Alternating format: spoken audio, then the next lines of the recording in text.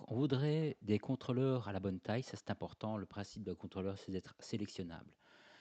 Il y en a, c'est pas du tout le cas, surtout par exemple au niveau, du coût. Donc, je vais le sélectionner et je vais aller scroller un peu plus bas et il faut que je retrouve où c'est. Voilà, dans contrôle curve. Alors, on peut changer la couleur, on peut changer la taille, on peut changer la forme. C'est ce qu'il faut retenir en gros. Donc ici, je vais mettre par exemple une taille d'1.5 en scale. OK, je vais appuyer sur 5 pour voir quelque chose et je vais faire scale. Voilà, et il va agrandir de plus en plus. Et cette taille, ça c'est un peu balèze quand même. Donc cette taille-là. Bon, je pourrais travailler tout le temps avec des scales.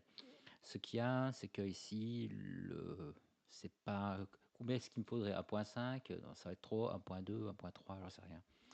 Donc je vais appuyer sur F8. Alors pourquoi j'appuie sur F8? Donc si je fais CTRL vertex, vous voyez, et que je veux sélectionner mes vertex, ben, il va me sélectionner autre chose. Et ça, c'est très énervant. Donc je ne vais pas faire comme ça exactement. Je vais me mettre en mode objet et appuyer sur F8. Et là, je fais un rectangle de sélection et il ne sélectionne rien d'autre, ce qui est quand même fort pratique. Et là, je vais faire un petit scale. Voilà, comme ça. Ça me plaît. Et j'aimerais bien l'avoir jaune. Voilà, comme ça. Alors ici, pour la tête, c'est le cercle là. Et moi, le cercle, j'aime pas trop. Je voudrais bien autre chose. Donc ici, on peut faire import contrôleur galerie. En gros, ça crée ici un groupe avec des contrôleurs et on peut switcher. Moi, je vois bien, c'est une boîte. Alors, je sais plus trop dans quel sens c'est. On va prendre le contrôleur que je veux modifier plus la boîte et je vais faire un swap curve. Voilà. La boîte, elle devrait être maintenant là-dedans. Je vais faire des petits scales pour la sortir. Voilà, par exemple comme ça. Puis je fais F8. Je vais sélectionner. Alors il faut faire gaffe quand même un petit peu à la sélection. Alors c'est CTRL SHIFT pour sélectionner plusieurs vertex de cette façon-là. Voilà. Et alors ce que j'aimerais bien, c'est monter la boîte. Un petit peu comme ça, un petit peu l'avancer. Et alors je vais essayer, c'est un peu d'adapter une forme un peu sympa. Voilà, un truc qui me parle. Voilà, comme ça. Hop, petite mise à échelle peut-être. Normalement, on devrait pouvoir animer le personnage sans le voir. Donc les contrôleurs devraient pouvoir déjà indiquer une orientation au niveau de la tête. Voilà, bon, ça fait un peu cosmonaute. Voilà, c'est une partie que j'aime encore assez bien. C'est d'imaginer quand ce sera animable, bah, voir si ça, si c'est chouette, si ça a de la gueule. Alors je vais mettre ça en jaune. Voilà, et appuyer sur E. Voilà.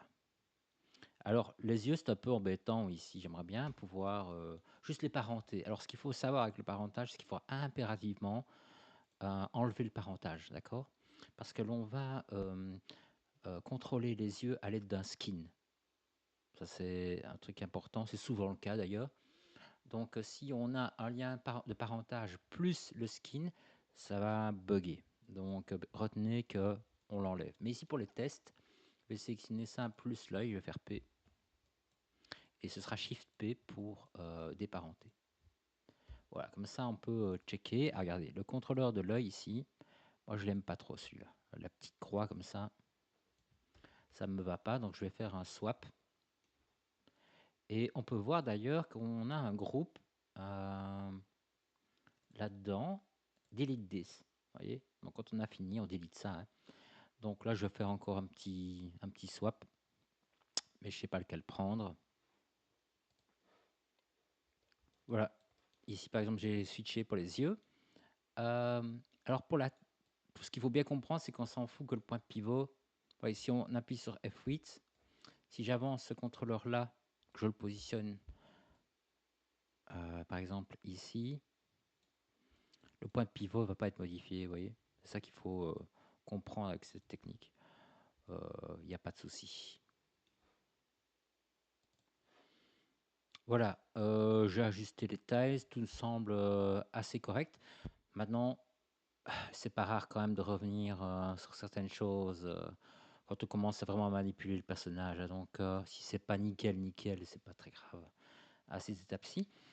Donc ce que je vais faire maintenant, c'est simplement, bah, deleter, le groupe ici pour ne pas avoir un surplus dans ici l'outliner. Voilà, enregistrer, sous un autre nom évidemment. Donc ici, 4 controllers. Yes. Et alors maintenant, on va mettre à l'épreuve le skinning et voir un petit peu ce qu'il faut ajuster. Donc on se retrouve juste après pour NG Skin Tools.